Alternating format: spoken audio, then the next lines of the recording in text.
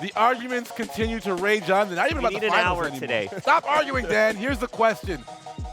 Dwight, since we talked about this earlier in the show, do you believe that Cleveland would have won if Draymond Green, if Golden State would have won if Draymond Green played? Absolutely. Absolutely? Yes, they would have won.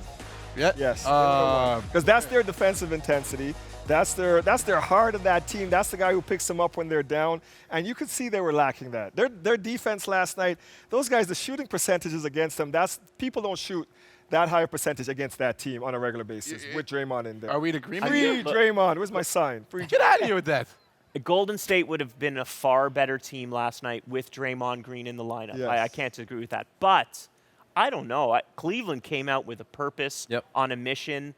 I kind of feel like the Cavs would have beat any team in the world last night, the way they were going. Kyrie was shooting. I wouldn't say that. For that one night. But you say the Cavs, realizing it's just Kyrie, it's just LeBron. No one else really contributed, correct? Yeah. Correct. But we have Draymond to shut down. Apparently, those two guys can just take on anybody. Great point right there, if man. Draymond's in there, if Iggy is D'ing up on Bron like he has been, there was a swing there in the fourth quarter where it could have gone either way. Because then, you look at all what Draymond does. Draymond gets guys involved. If he gets to Steph so Steph doesn't have to create his own shot, he's cooking. Evan, hang on. Steph didn't have to create his own shot last night. They had gimmies from the three-point line. Yep. They were hitting their shots. They were Shumpert was in his face, though. 3 of 21 in the second half. Honestly, it didn't have anything to do with anything that they missed shots. It wasn't a defense. LeBron and Kyrie have been outplaying the Splash Brothers. And if you look at it, they've been winning because of their bench, not because of their starters. They've been winning because of their bench. Well, Game 4, Steph was pretty spectacular. But if you look at it, it's the bench has been outscoring them 200 to 100. And last night, the bench didn't show up either. If the bench showed up, they could have still won that game. Who's the host today, me or you? Oh, I'm sorry. I just have so much fun hanging out with you. Just checking. No, but quickly. Wayne, you take over. What? Shouldn't Golden State, the greatest team allegedly in the history of the NBA, be able to beat this Cleveland Cavaliers team at home, closeout game? You didn't get to close out the series at home last time you won the championship. Series not over, man. They're up 3-2. But it could have been. But I would say their most important cog, yes, I think Draymond's more important to the team than Steph Curry. Okay, so then I guess the next Bulls question is, how good is series either?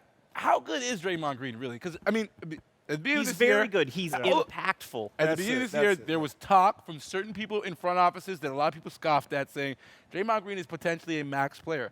I'm not sure that he's a max player on another team, but how good is this guy in terms of just, taking this Warriors team from pretty good to the best ever? He reminds me of a guy like Robert Horry, who may not have the greatest skills, but he just showed up when they needed him.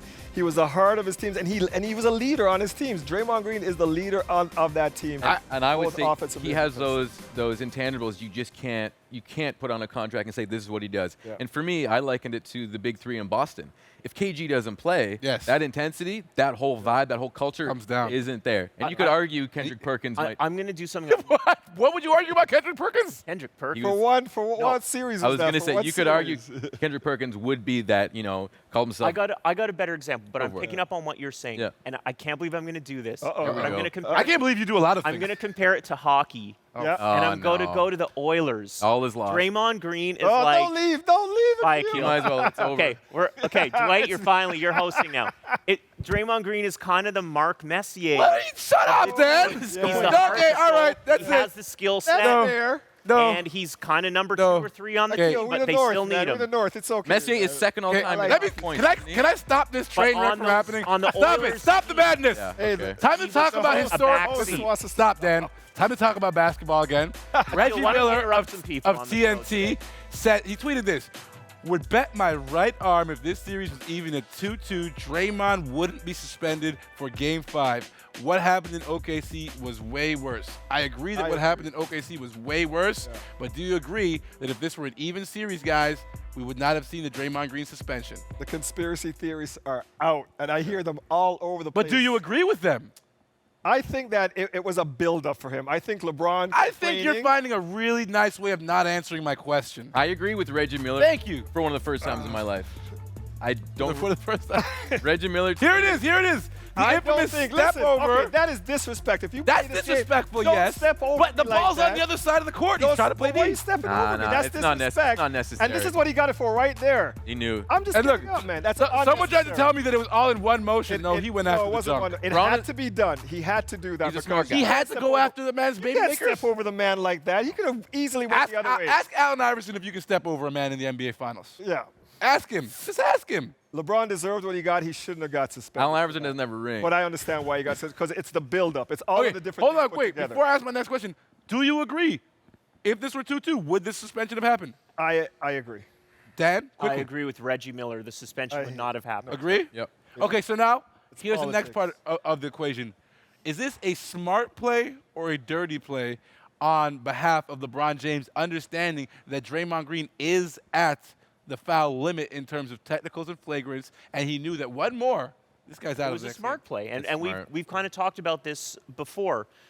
What can be construed as dirty is also little veteran tricks. Or is considered Matthew Dellavedova. Well, Dellavedova doesn't have the profile. LeBron knows what he can do, knows what he can get away with, and he risked getting the flagrant one or the technical foul, and I believe he did. He still got it, but he knows in the back of his mind, if they go into that game knowing if Draymond Green, if you can agitate him, it's very likely he'll draw a suspension. He was baited, smart play. and he fell for the bait. And it was smart, and I wouldn't say LeBron's a smart player. Everybody knows that. Yeah, and he basically did bait him.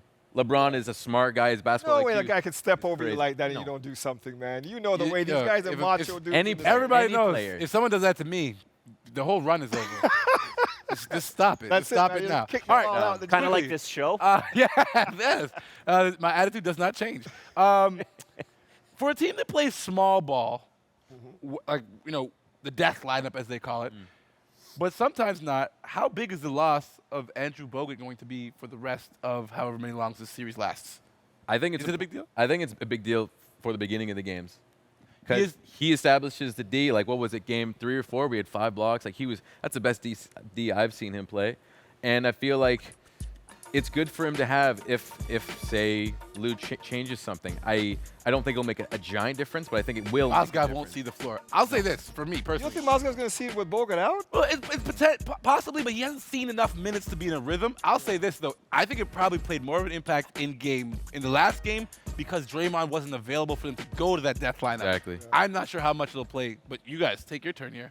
I think Mozgov will see time because Bogut is out, but I don't think it'll make them win or lose. I think they can win without Bogut, and they've shown that. I agree with Dwight. I do think they can win without him, but there are periods during the game, 4 minutes here, 5 minutes there at the start in the third quarter where Bogut is a very valuable player. And it's I'm not saying he scores a lot in the post, but Rebound, it's still an back option. here, an easy one. Yeah, it's still a big loss for Golden State. Number 1 pick. Time to go to our favorite Jim Carrey inspired question here on the Hangout. And I don't want you to answer your prediction. I'm going to ask you at the end of the show. But are you saying there is a chance now for the Cleveland Cavaliers? Dan Gladman. Absolutely, there's a chance. Yes. Dwight? Absolutely not. Absolutely not. Nah. Not having it. Okay. All right. Well, I guess that's our word. We will be back with more here on Canada's home for Talkin' Hoops. This is the Hangout. We got to talk about Team Canada, but first off, shouts out to Sean Livingston. Oh, nice. With no regard for human life. Woo! Hangout!